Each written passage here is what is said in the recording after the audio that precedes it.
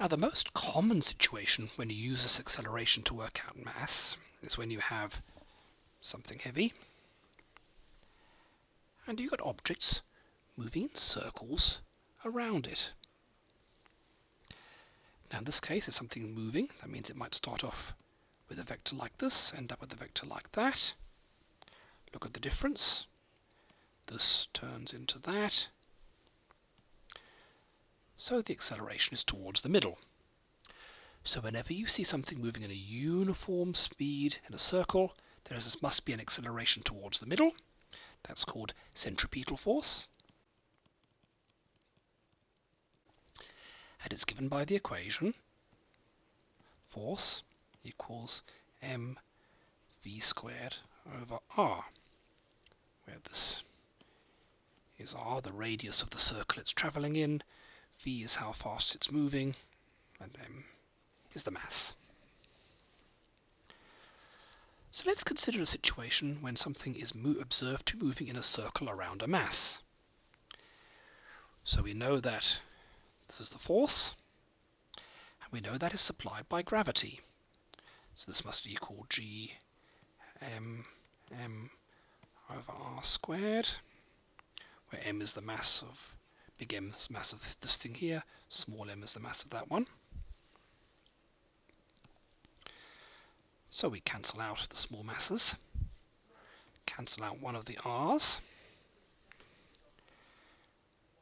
and we find that if you want to work out the velocity, for example, v squared equals gm over r, or if you want to work out the mass, m equals rv squared over g. You can rearrange that, so v equals root gm over r. So what that indicates is, if there's a mass somewhere and things are moving in circles, the bigger the mass, the faster it goes. But also, as the r gets larger, the velocity should go down. So if you plot velocity against distance, you should get a curve that proportional to 1 over root r, which will look something like this. Things get slower as they go further out. And indeed, that's what you see. Here's a simulation.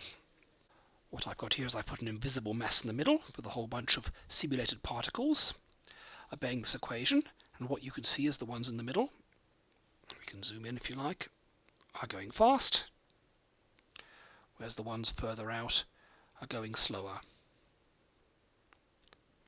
So this is what you would normally expect to see for things moving in circles around an unknown mass.